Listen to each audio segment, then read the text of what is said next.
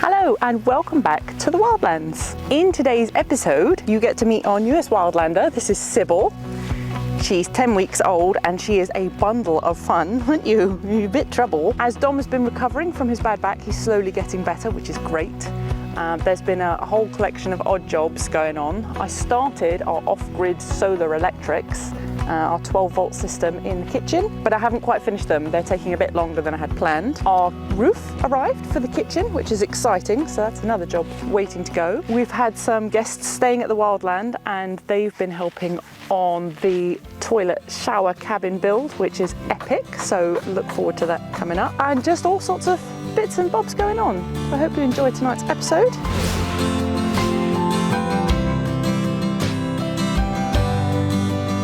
In July 2021, with the increase in travel restrictions caused by Brexit and the pandemic, we decided to buy off-grid land in Portugal to live a more sustainable lifestyle. Follow along with our journey as we turn our beautiful but derelict land into our very own slice of off-grid heaven. Wildlands.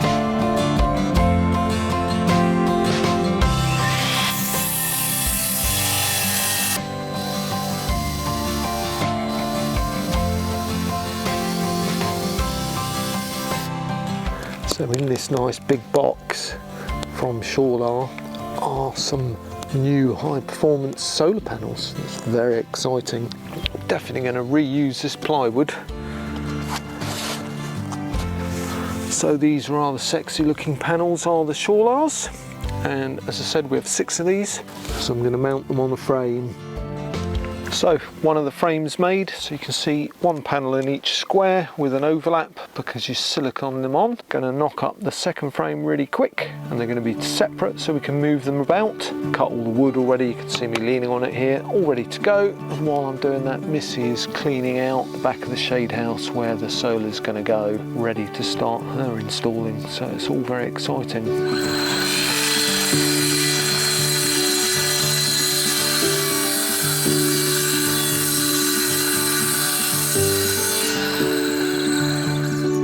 So, made me 2 frames, so that's the second one, you see that?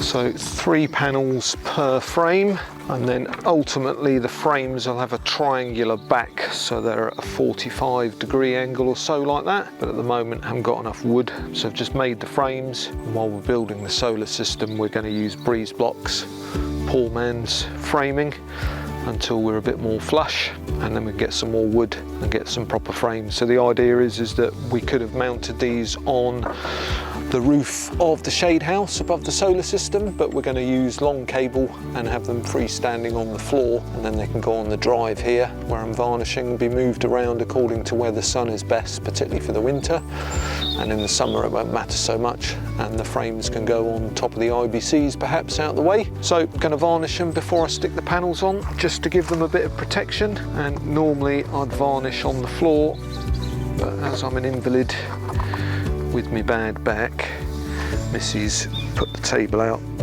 which I'm no doubt going to spill varnish all over and get into trouble for, but I don't have to stoop down.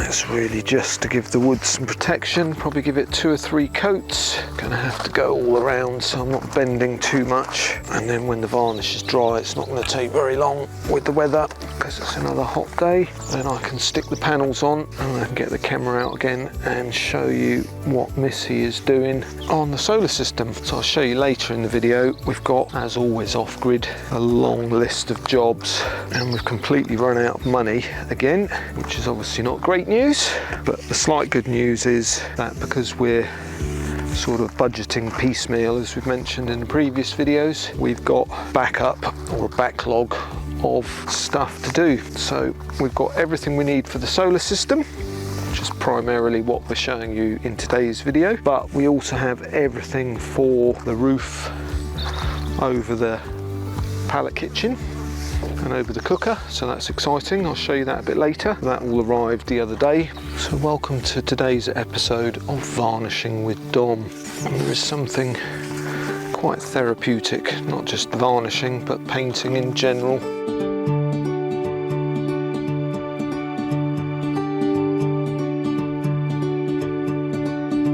So I'm sat on the uprights and the roof of the new roof that's going over the kitchen. So we've got 8 3-metre posts and 8 4-metre posts. So the 4-metre posts are going to be the eaves or the roof support, and then the 3-metre ones are going to go in the ground and be the support upright. We've got old school corrugated zinc or tin roof, so we've got 2 sheets there, and they're 1 metre wide by 3.5 metres long. So that basically means that the roof over the kitchen itself is going to be just shy of 2 metres, 6 foot when they're together. And then the other half of the roof, and that will have shade material on. So the theory is that this roof will hopefully keep our kitchen entirely dry, or at least partially dry, depending on the angle of the rain. And then the other half will be in the shade for next summer. But obviously with the winters here, it can be quite sunny a lot of the year. So looking forward to having permanent shade over the whole of the kitchen area. So next drawer, it's got these touch sensitive LED lights which move around. So we're going to drill a hole through the back, and then the light is going to go here like that.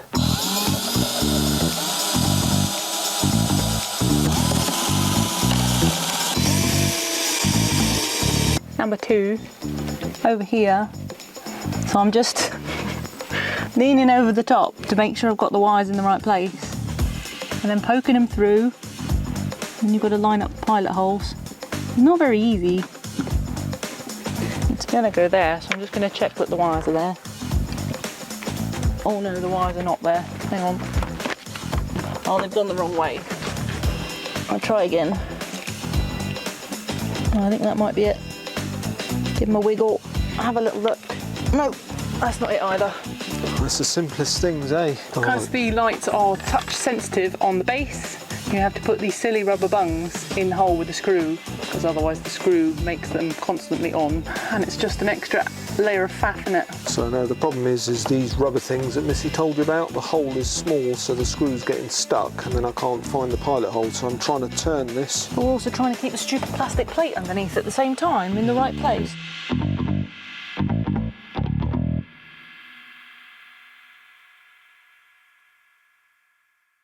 Hello? Hello?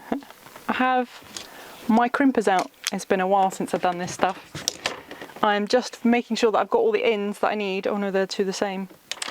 So I need an end like this, which will go on the back of one of the wires on here, an end like this that will go on the back of my wire, and then they slot together like that, and then my wire runs all the way back around the kitchen and down into my electrical cupboard. So for people that don't do their own electrics, yeah. What is a crimper? Oh. Because that was something I used as a goth in the 80s, a crimper. This is my crimper, and then when you've got a wire tucked in here, the bare ends of the wire, then it just sort of goes in the little slot there, and you squeeze your handles here together really, really tight, and as you can see, it leaves you not much left. And what it does is it makes a really good connection with the wire and the metal of this, and then it doesn't come off.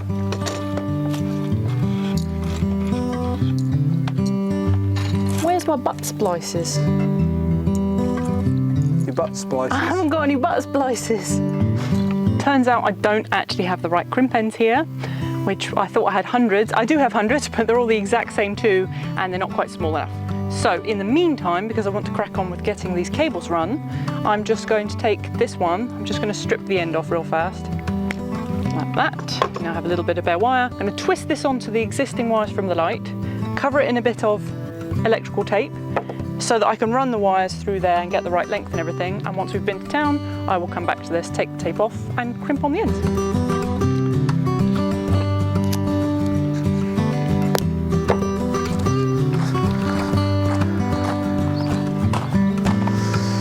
So varnish is dry, and I'm going to start putting the solar panels on. So we've got 6 Shawllar flexible solar panels, which are 100 watts each, and the Shawllars are new technology in flexible panels. So they're primarily designed to go on the top of RVs, camper vans, motorhomes. So they're flexible, so it doesn't matter if you don't have a flat roof. So in the case of a camper van, you would just work out how many you could fit on the top of your van, and then you can silicone them on with builder's external silicon. The one I'm using is a Portuguese one, so it's got a very high UV rating for the heat here. It goes up to 125 degrees. And the Shawllar panels also, as they're designed to be outside on the top of a vehicle or an off-grid building like ours, they can go up to 85 degrees or down to -45, so plenty of room there for the hot weather here. I'm going to silicon the wood and then put each panel on. I'm going to start with the middle panel because then the other panels will be in the right place. I thought I'd got white silicon, but it's actually a rather unpleasant grey.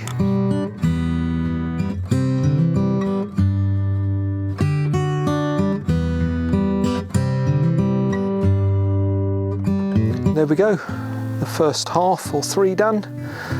Wait for that to dry and then do the other 3.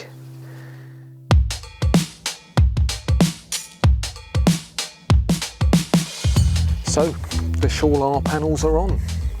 All good. 600 watts of yummy goodness for solar coming very soon.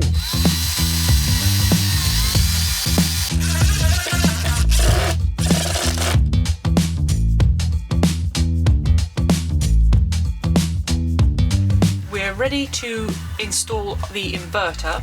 And are they 100% in the right place? Well, how could they not be? All right, I'm just asking before I drill the holes. Let's see, put that on, and where's the other?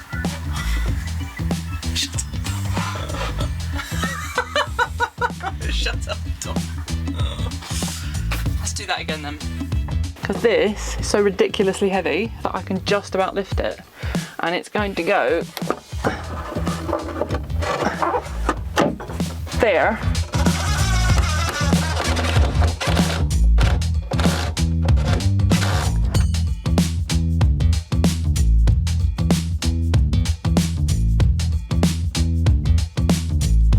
What are you up to, Missy?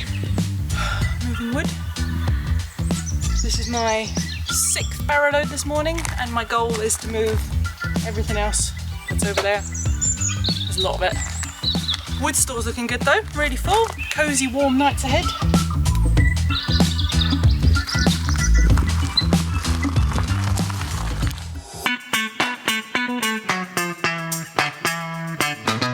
And you can see behind me that there's been a lot of progress on the bathroom, shower and pantry build.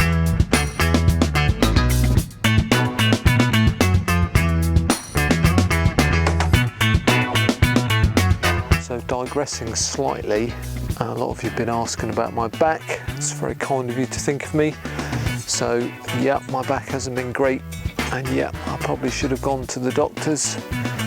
But it's now about 10 days since I pulled it on the manure. It's much better. I'm still moderately disabled, but I can walk about, I can move things about, can't really bend down very easily, but it's certainly on the mend. That leads me on to the bathroom and shower build.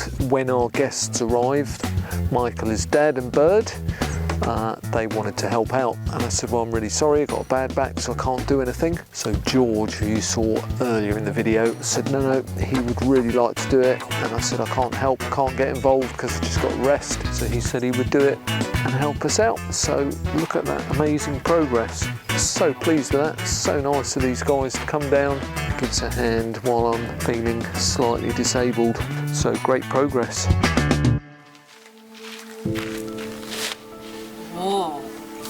Whose bed is this one? Got a new bed? This is for you. Oh, it's Juan's new bed. Oh, nice. There we go. Is that good? Oh, fluffy. Hello, and welcome to our kitchen. Today, we're cooking quinces. I've never cooked quince a day in my life. They looked just like apples. Oh, they smell quite appley as well. And they are, let me bring you this as a little close-up, and you see that they're all furry. So that's odd. It's like a little furry pear apple. So what we're going to do with these, I found a recipe online. It says that they're Turkish spiced quinces. So I'm just going to make a sugar water syrup in here. I'm going to cut my quinces up, chuck them in there, leave them to poach, and then they're going to finish off in the oven, and it'll be some kind of nice, spicy, sweet dessert. maybe.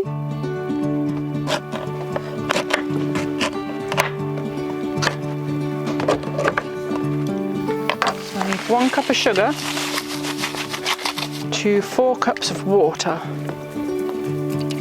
Oh, Missy made a mess.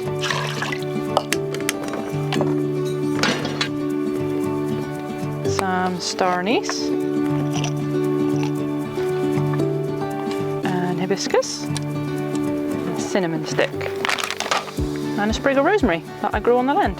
That looks pretty. The quinces have simmered for about half an hour, which is half the time the recipe said they would take, but it also said that they should come out when, when they're soft but not mushy.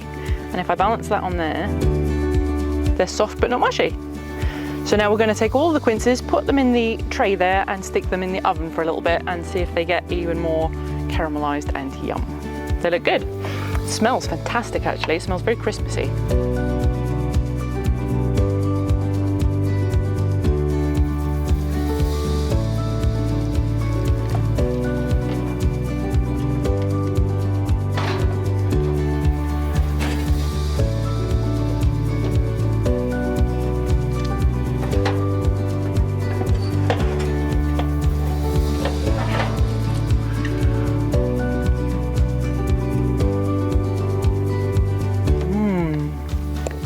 That is really, really yummy. It's hot. Well, it's mainly sweet from the lovely jus. It's got the texture of cooked apple, but a little bit grainy like a pear. Well, like I was saying, they looked earlier. Apples and pears. Very nice. I'd do them again.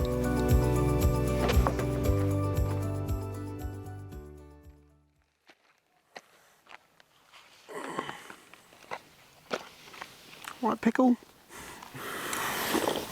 They say don't work with animals and children in videos, don't they?